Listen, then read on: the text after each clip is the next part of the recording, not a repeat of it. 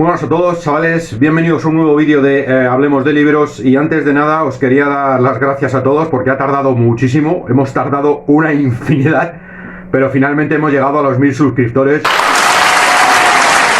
A ver si llegamos a los 1001. En fin, hoy os quería hablar de varias cosas. Os voy a presentar un libro que me he comprado y que sinceramente os recomiendo que lo leáis a todos vosotros porque me parece además muy apropiado que sea leído hoy, especialmente en los tiempos que corren. Por otro lado, os quería hacer mención de una noticia de la que me he hecho eco y que he visto anunciada en internet en los últimos días, y es que ahí tenéis la noticia, la estáis viendo en pantalla. La Universidad Inglesa de Northampton ha denunciado la obra de George Orwell de 1984 como un libro ofensivo y perturbador para la corrección política. Añaden en el subtítulo: la Universidad de Northampton quiere censurar una de las novelas más esclarecedoras sobre la cultura de la cancelación y la tristeza del olvido. Os pondré el artículo para que lo podáis leer todos los que estéis interesados en la cajetilla de descripción. Y cosas curiosas, este libro ya lo dije en su momento, 1984 de George Orwell, es una cosa curiosa, ¿no? Porque el libro en general es catalogado a día de hoy de corrección impolítica, cuando lo único que trata a lo largo de todas sus páginas es una crítica al totalitarismo del Estado. Quizás es que el totalitarismo del Estado que denuncia Orwell en 1984 comienza a parecerse demasiado a esta realidad postmoderna en la cual estamos viviendo, donde se está reescribiendo la historia, donde se está inventando un nuevo lenguaje. No sé, se me ocurre, por ejemplo, todes nosotres, es una nueva forma de lenguaje con el que condicionar a la sociedad que ya describe Orwell, donde se está ejerciendo una cancelación y una censura contra todo aquello que atenta moralmente contra los designios del gran partido, del gran ojo que nos vigila a todos nosotros. Y no deja de ser curioso de que todo este mundo, inclusive la policía del pensamiento, los criminales, y bueno, vamos más allá, en la propia novela de Orwell, uno de los mayores crímenes, si ya era un crimen el criminal, es decir, el crimen de pensamiento, pensar diferente a como te obligaban prácticamente desde el Estado, desde esa moralidad que planteaba el Estado, había un crimen peor, que era escribir el pensamiento, porque escribir el pensamiento permitía que otros leyeran lo que tú habías escrito, ¿no? Y era un crimen que te condenaba directamente a la muerte.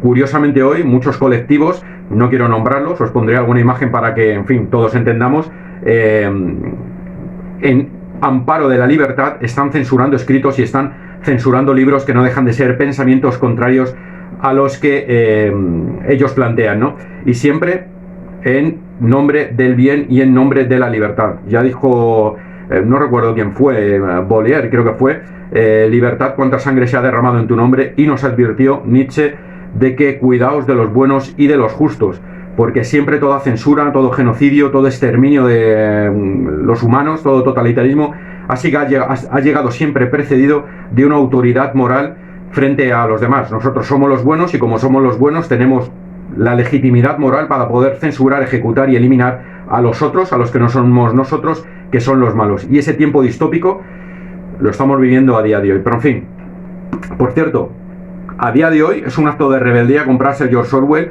darles una bofetada a todos los que quieren censurar todos estos libros políticamente incorrectos, según dicen ellos. Y coño, es un buen momento para leeros tanto el 1984 de Orwell como por ejemplo Rebelión en la Granja, que además también es muy actual, y que ya sabéis que lo que plantea Rebelión en la Granja es una granja donde los animales se rebelan contra la tiranía de los humanos, ponen a los cerdos, nunca mejor dicho, muy bien traído además, a los cerdos los ponen en el poder, y curiosamente con el paso del tiempo los cerdos terminan comportándose como los humanos, terminan pactando y reuniéndose con los propios humanos mientras están explotando a los animales de la granja que trabajan para ellos. En fin, no quiero encontrar ninguna semejanza con la clase política actual. En cualquier caso, el libro que os iba a hablar hoy no era George Orwell 1984, era un libro que me pillé hace un tiempo y que me puse a leerlo hoy, que terminé de leérmelo hoy, y que me pareció muy curioso cuando estaba caminando por una librería buscando libros y tal. No iba buscando tampoco nada en concreto, y me llamó la atención porque sinceramente uno de ellos sí lo conocía. De hecho tenía ganas de volver a releérmelo porque me lo leí hace muchísimo tiempo, no me acordaba prácticamente de nada. Y el otro, como ya os digo, no lo conocía, y me pareció sorprendente que estuviera en un mismo libro, que se recogieran los dos. No estoy hablando del arte de la guerra, todos sabéis que Sun Tzu tenía un libro que se llamaba El arte de la guerra, pero lo que yo al menos no conocía es que, bueno, el escritor italiano Maquiavelo tenía un libro también que se llamaba El arte de la guerra. Me había leído hace muchísimo tiempo, cuando a mí me dio por Nietzsche y todos estos rollos, me había leído El príncipe de Maquiavelo, que es un libro de cómo debe de ser el gobernante, inspirado, por cierto, en Fernando de Aragón, según se cuenta. Y ya digo que es un libro en el cual se explica y se especifica de cómo debe de ser un gobernante. Libro también muy interesante para leer a día de hoy, porque vais a encontrar muchas semejanzas con nuestro presidente del gobierno. En fin, no quiero, pondré, si me acuerdo, algunas frases que no hace falta pensar mucho para relacionarlo directamente con determinadas personas, ¿no? Como os digo, no lo sabía, y vi este volumen que os presento ahora, El arte de la guerra, un libro bastante curioso, según Sun Tzu y Maquiavelo, de Plutón Ediciones. Libro, por cierto, que os voy a comentar un poquillo, porque salió editado exactamente en el 2021, el año pasado, y recoge las dos obras de los dos escritores que os estaba comentando, ¿no? Por un lado, Sun Tzu, extremadamente conocido por la mayoría de todos nosotros, y por otro lado, el escritor italiano Maquiavelo, que también tiene un arte de la guerra. Son completamente diferentes, es decir, son libros muy interesantes, porque si han censurado Orwell no van a tardar en echarle mano a todos estos libros. A día de hoy, pues bueno, la verdad es que son bastante incultos y no conocen en gran parte de los escritos que hay de antaño, pero en cuanto los conozcan los van a censurar, porque todas estas lecturas ponen en duda la autoridad moral absoluta, o mejor dicho, no ponen en duda, sino que dicen cómo debe de actuar un gobernante para poder tener controlado en parte a una población. Incluso Sun Tzu nos habla sobre determinadas cuestiones relacionadas de cómo controlar los ejércitos. Por ejemplo, nos plantea que la guerra es el arte de la mentira, o que la mentira es la mejor de las estrategias en la guerra, ¿no? El aparentar y el fanfarronear frente a un enemigo de tal forma que se evite el conflicto, porque toda guerra, según Sun Tzu, no debe ser deseada. Lo deseado es conseguir conquistar al enemigo sin destruir sus bienes, para que de esa forma, cuando tú venzas al enemigo, te puedas apoderar de sus bienes y no hayan sido destruidos, con lo cual el vencedor gana. Es decir, es un libro, ya digo, que si se lee, es un libro militar, es decir, no tiene ninguna aplicación para las empresas ni rollos por el estilo, pero bueno, sí puede ser entendido como tal, pero vamos, vais a ver prácticamente un libro militar, pero sí que es verdad que tiene muchas semejanzas sobre cómo está actuando la sociedad en determinados sectores. Yo os recomiendo que os leáis el libro este de Sun Tzu. Por otro lado, el libro que me interesa comentaros, que es el libro del arte de la guerra de Maquiavelo, que es el que yo no conocía, es un tratado renacentista del 1520. Está escrito en forma de diálogo, donde es completamente diferente al de Sun Tzu, porque el de Sun Tzu son como sentencias relacionadas sobre cómo se debe de actuar, cómo se debe de organizar un ejército, cómo debe de actuar un ejército, etcétera, etcétera. Escrito, ya digo, en plan sentencias. A ver si os lo puedo enseñar. Aquí lo tenéis.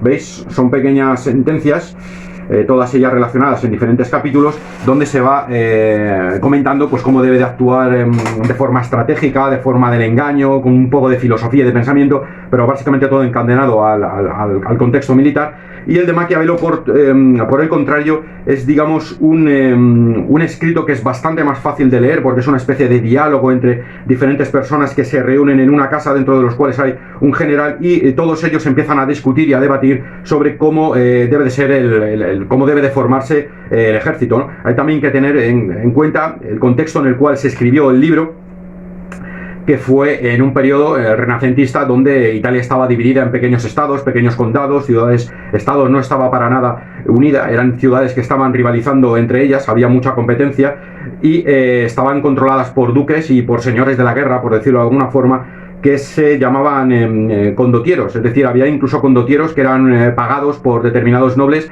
y finalmente se terminaban apoderando de la ciudad, y al noble le daban por saco, ¿no? Es decir, era una cosa muy caótica, y los mercenarios, digamos, en aquellos tiempos, especialmente en Italia, pues no tenían las mejores de las virtudes, o la lealtad, digamos, hacia sus señores parece ser que no era la mejor de sus virtudes. Entonces Maquiavelo plantea, ya digo, él propone pues una serie de cualidades o de actitudes, de formas, para poder organizar un ejército de tal forma que los nobles puedan mantener el poder. De hecho, yo diría que el arte de la guerra de Maquiavelo es un complementario, o se puede complementar con el príncipe. Es decir, el príncipe es cómo debe el gobernante gobernar a las clases bajas para mantener el poder, y el arte de la guerra es lo que le dice al gobernante cómo debe de organizar el ejército para que esté siempre vinculado a su poder, para que él siempre tenga el control del ejército, ¿no? De la ciudadanía armada. Maquiavelo nos propone algunas cosas curiosas, como por ejemplo crear milicias ciudadanas de gente natural que esté vinculado al lugar, que trabajen y que entrenen en tiempo de paz y que tomen las armas en los tiempos de guerra. Esto es una cosa que nos recuerda muchísimo, por cierto, a cómo eran o cómo estaba estructurada las milicias concejiles en Hispania, ¿no? Desde el siglo X, es decir, prácticamente desde hace muchísimo tiempo. Las milicias concejiles, que no eran otra cosa que, milicias de concejo, como su propio nombre indica, y eran milicias de campesinos, de gente aldeana, que podían organizar sus propios mini ejércitos para autodefenderse de las agresiones contrarias. Esto vino a raíz de la lucha de frontera que existía entre los mundos cristianos y el mundo musulmán, donde movilizar un ejército muy grande para una guerra de guerrillas constante, de constantes choques, de racias, de saqueos y de pequeños enfrentamientos era muy costoso y tardaba mucho tiempo, y lo que se les ocurrió a los reyes cristianos fue precisamente pues dar una serie de ventajas a la gente que fuera a la frontera para repoblar toda esa zona fronteriza, de tal forma que les sirviera la pena, que les mereciera la pena vivir en esa tierra, trabajar en esa tierra y proteger esa tierra de los ataques musulmanes, ¿no? Y a raíz de ahí se crearon algunos personajes como por ejemplo los caballeros villanos y las milicias de concejo, ¿no? Y el rollo de organizar una milicia ciudadana, a mí al menos me ha recordado mucho precisamente eso, ¿no?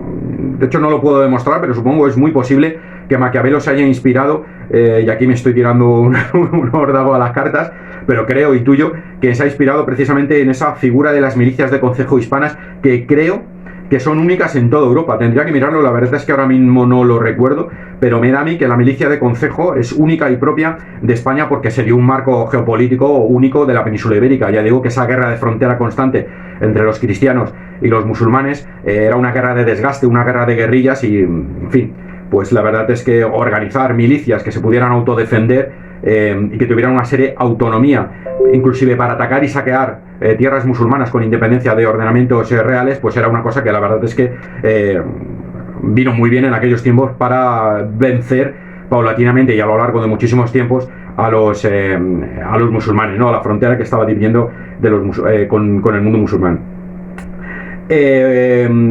Maquiavelo plantea en el arte de la guerra que el Estado se debe de ocupar de mantener, digamos, en parte a esa milicia, pero que las milicias deben de proveerse de armas y deben de tener un trabajo grupal. Es decir, el Estado se ocupa de dar a todas esas milicias un entrenamiento militar, pero cada milicia debe de tener sus armas, debe de trabajar su tierra, etcétera, etcétera, etcétera. Propone también una cosa muy curiosa, y es que se debe de seleccionar, es decir, no plantea que la milicia debe de ser poco más o menos que toda la gente del pueblo, incluyendo viejos, no. Dice que las milicias, que los ejércitos deben de estar formados, deben de ser seleccionados por los comandantes entre la gente más apta para la guerra, es decir, los más fuertes, los más hábiles para la guerra y los más dóciles, porque de esa forma nunca se va a plantear el mandato y las cosas que se les ordenen, ¿no? Van a ser siempre soldados obedientes de tal forma, o soldados obedientes y preparados de tal forma que se va a intentar evitar en parte pues uno de los problemas que tenía Italia en aquel tiempo,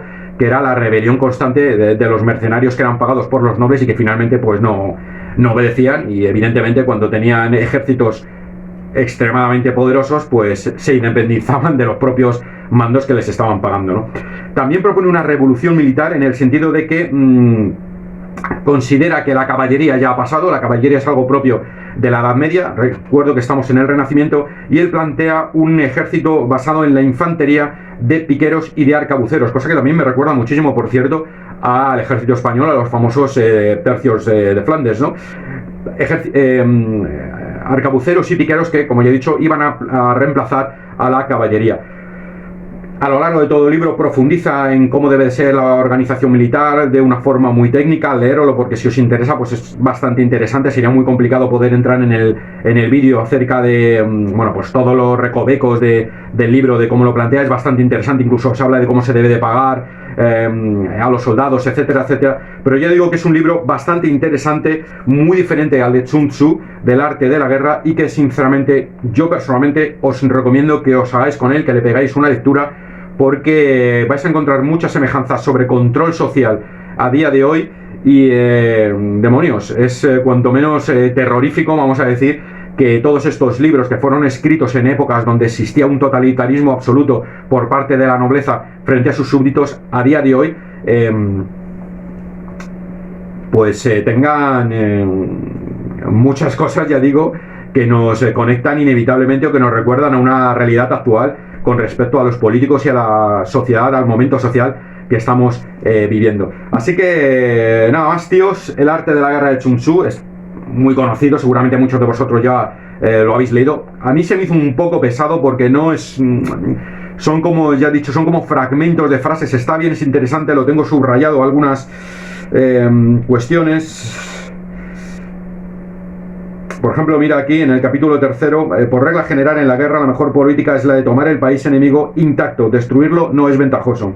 Hacer prisionero al ejército enemigo es mejor que destruirlo. Tomar intacto un regimiento, una compañía o una escuadra de 5 hombres es más conveniente que destruirlos. Es decir, como ya os he dicho, son como sentencias de cómo debe de actuar un general en la guerra, y por el contrario, vuelvo a repetirme, perdonar, Maquiavelo es mucho más ágil de leer porque realmente es un diálogo entre diferentes personas, es un debate entre diferentes personas donde Maquiavelo plantea cómo debe de organizarse el nuevo ejército para dar un poder, o para que el príncipe de Maquiavelo pues mantenga el poder. Así que nada más, tíos, nos vemos en otro vídeo, hasta la próxima.